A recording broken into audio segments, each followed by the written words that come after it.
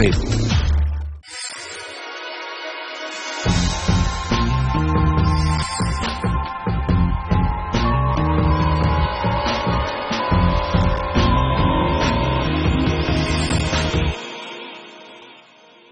Joules of India powered by BVC Logistics organised by Jewel Trends में आपका एक बार फिर से स्वागत है।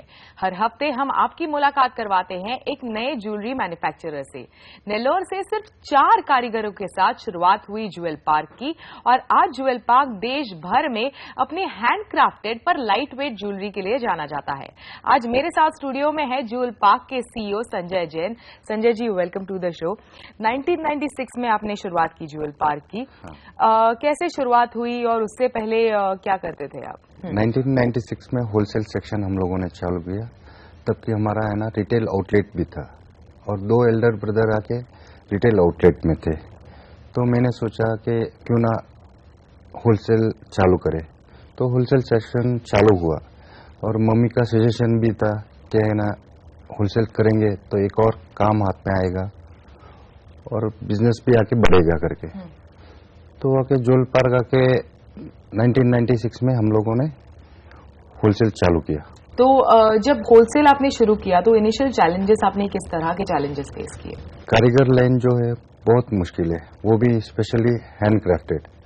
जैसे आके कारीगर को हाथ से बनाना जो पड़ता है उसमें टाइम भी बहुत लगता है।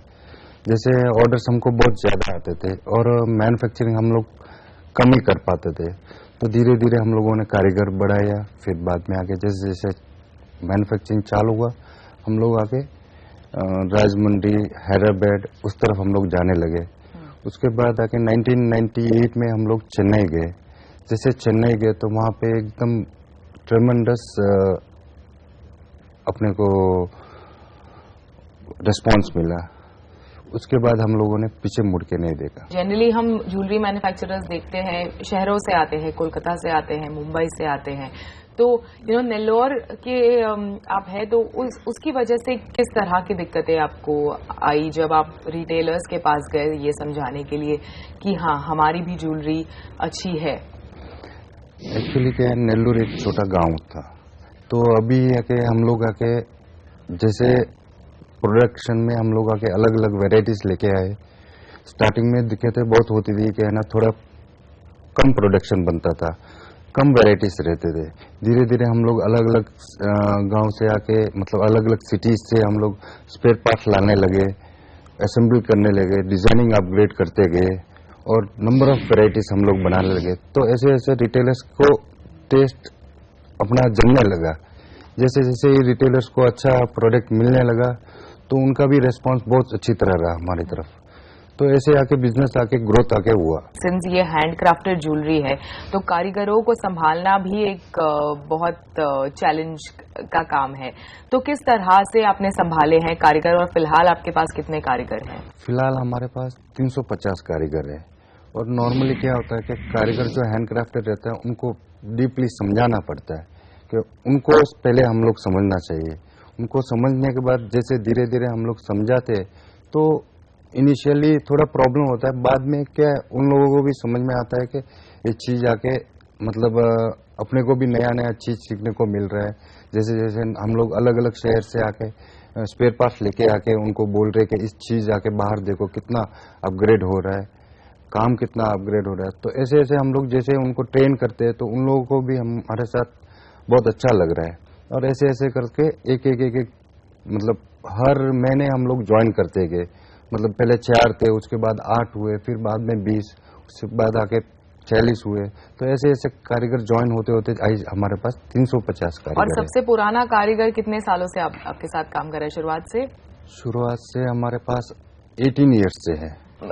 ये हैंडक्राफ्टेड ज्वेलरी है तो कारीगरों की स्किल और बेहतर करने के लिए आप क्या क्या करते हैं, किस तरह का निवेश करते हैं कारीगरों में ताकि वो आपके लिए खूबसूरत से खूबसूरत ज्वेलरी बनाए?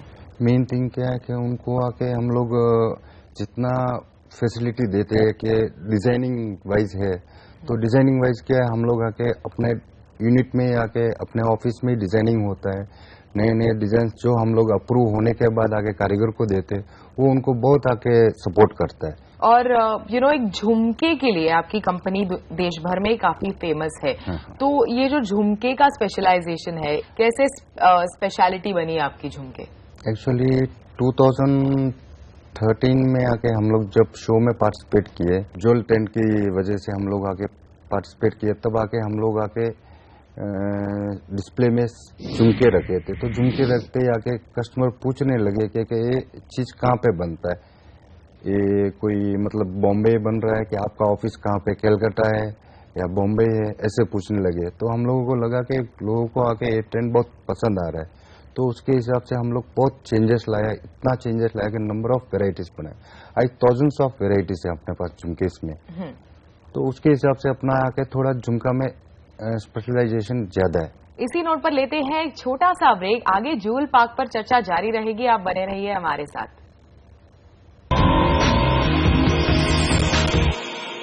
Joules of India powered by BVC Logistics organised by Jewel Trends में आपका एक बार फिर से स्वागत है। अब तक हमने ये चर्चा की कि ज्वेल पार्क की शुरुआत किस तरह से हुई, क्या क्या इनिशियली इन्होंने चैलेंजेस फेस किए। अब मैं आपसे जानना चाहूंगी कि हमारे देश में ज्वेलरी हर एक अलग रीजन की एक अलग अलग खासियत होती है। मतलब महाराष्ट्र में जिस तरह से झुमके मिलते हैं वो शायद आंध्रा में नहीं मिलते होंगे। तो ये देश भर में अलग अलग झुमकों की, सिंस आप झुमके आपकी स्पेशलिटी है, तो अलग अलग झुमकों की डिजाइन मिला के आप कैसे झुमके बनाते हैं?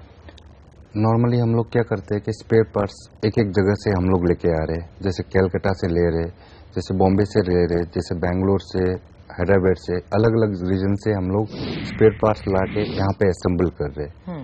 और वो जो चीज बन रहा है एकदम डिफरेंट, जो कि वो चीज आके नॉर्थ साइड चलता है, साउथ साइड चल रहा है, बॉम्बे की तरफ भी हमारे पास इतने अच्छे क्लाइंट्स है, कलकत्ता की तरफ भी अच्छे क्लाइंट्स है, साउथ में ऑलमोस्ट अपना टेस्ट है ही है।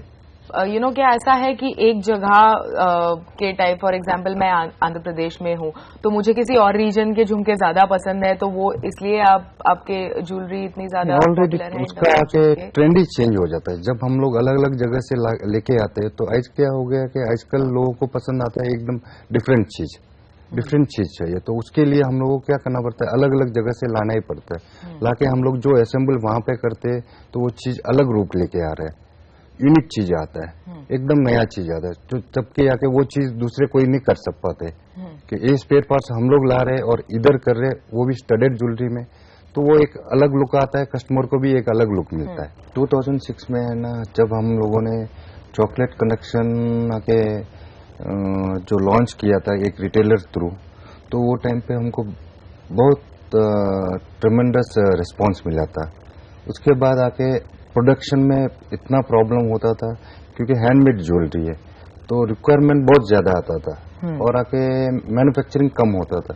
तो धीरे धीरे हम लोग आके ऑर्डर्स आके डे एंड नाइट काम करके उनको आके उनका डिमांड पूरा करते थे। ये चॉकलेट कलेक्शन क्या था?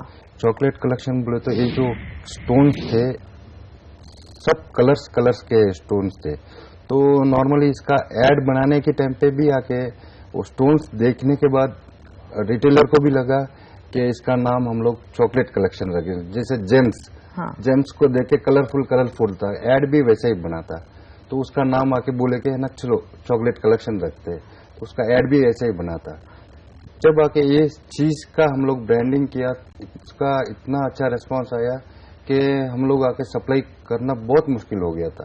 तो हर सुबह हो कि शाम को हो, मैंने मेरे लाइफ का फर्स्ट टाइम मैंने देखा कि रात को 12 बजे भी डिलीवरी दिया, सुबह 6 बजे भी, जैसे जैसे प्रोडक्शन बनता था वैसे वैसे भेज देते थे हम। आज मैं जिस किसी ज्वेलर से मैं बात कर रही हूँ, हर कोई टेक्नोलॉजी में निवेश कर रहा है ताकि ज्यादा से ज्यादा उनका प्रोडक्शन और तेज हो। आप हैंडक्राफ्टेड ज्वेलरी बनाते हैं, तो उसकी वजह से क्या आपको कोई चैलेंजेस का सामना करना पड़ रहा है?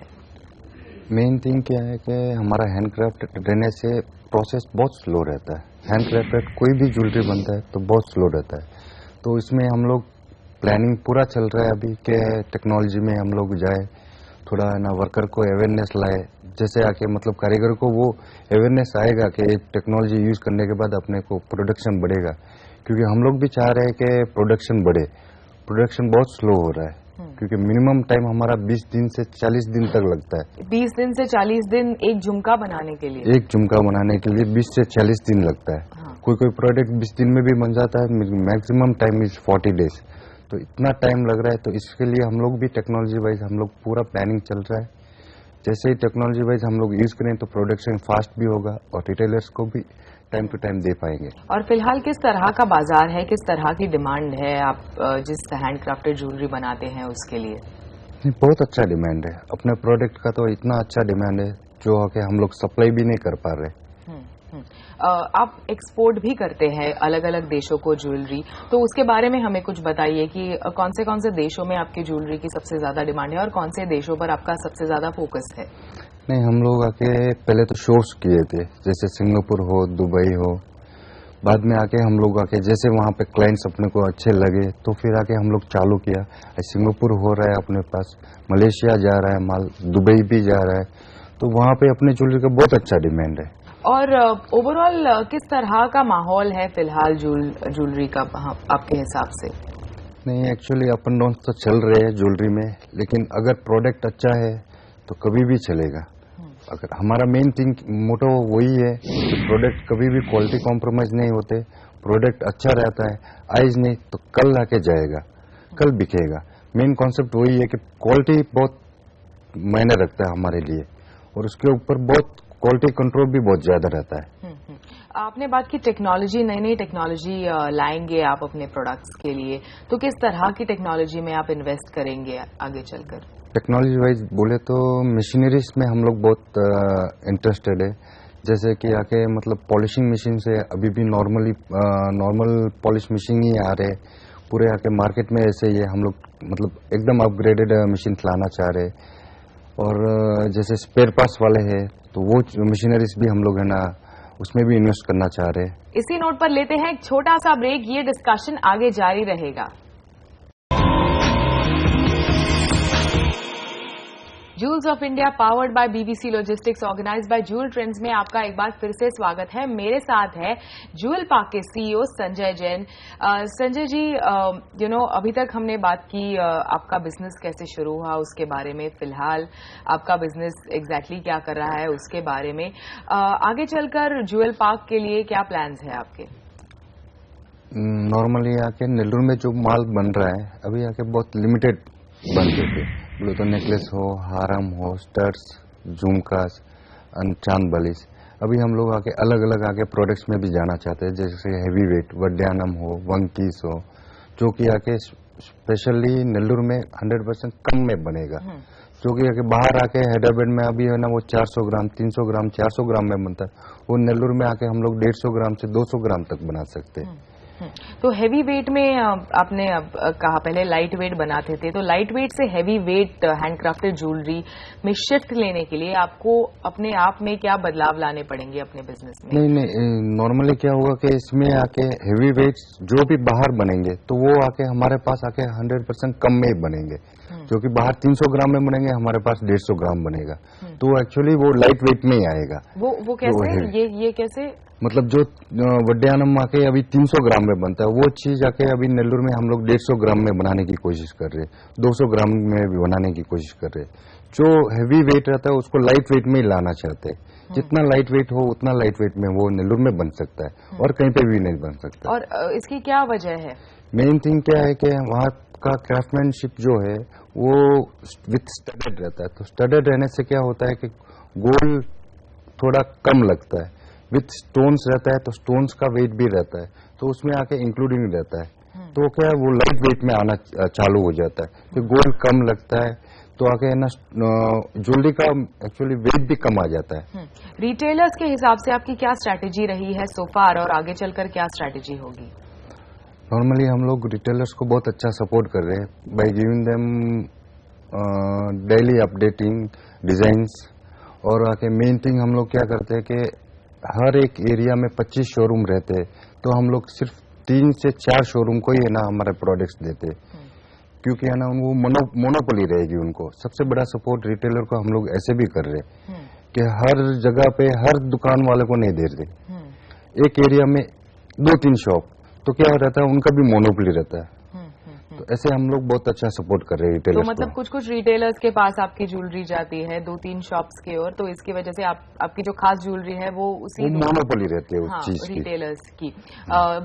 नेलोर से शुरुआत की आपने, अभी देश भर में क्या क्या प्लान्स है, किस तरह से एक्सपैंड कर रहे हैं? हम लोगों ने लास्ट मंथ चेन्नई ओपन किया ऑफिस। अभी हम लोग मेन सिटीज में आके ऑफिस ओपन करने की सोच रहे हैं, जैसे पूरा प्लानिंग चालू है। और फ्यूचर में भी हम लोग हर जगह पे अपना ऑफिस रना करके सोच रहे हैं। कौन से सिटीज में जाना चाहते हैं? चेन्नई की आपके बाद? चेन्नई के बाद हम लोग कोयम्बतूर जाना चाह रहे हैं, बेंगलोर जाना चाह रहे हैं, मुंबई आना चाह रहे हैं, और केरला भी हम लोग जाना है, और कलकत्ता भी हम लोग करना चाह रहे हैं।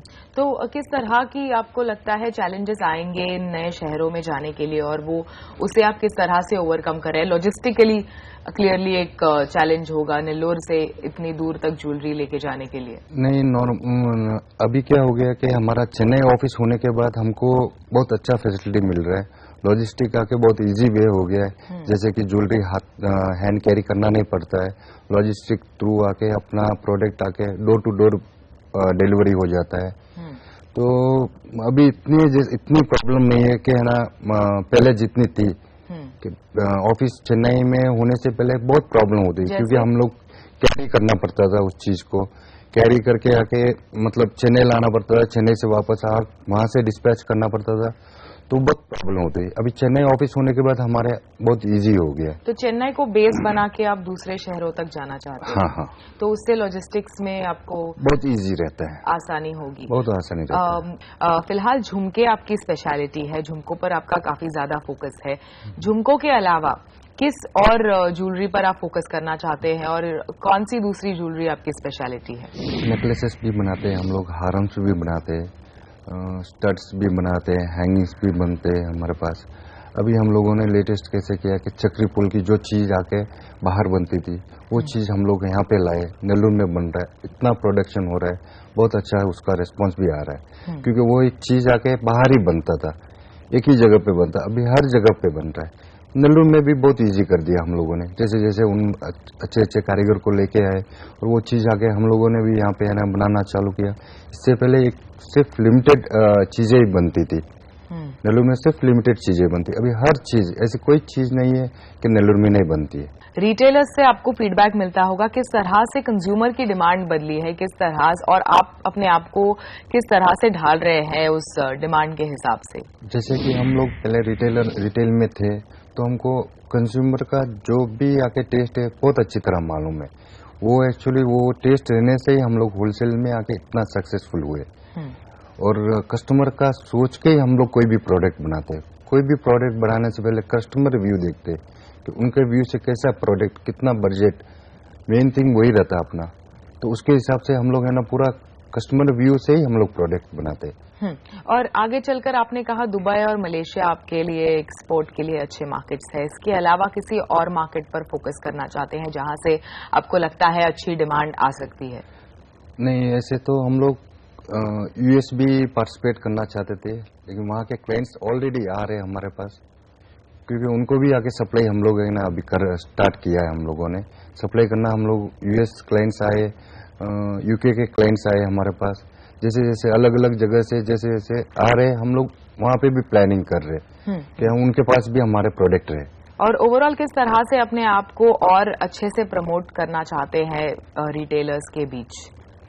थ्रू मैगजीन्स आके अपना एडवर्टाइजमेंट चल रहा है, और थ्रू शोज हम लोग कर रहे हैं, हर शो में ऑल ओवर इंडिया के शोज में पार्टिसिपेट कर रहे हैं, और द बेस्ट ऑर्गेनाइजर्स के साथ हम लोग काम कर रहे हैं, तो हमको ऑलमोस्ट हम लोग रीच हो रहे हैं।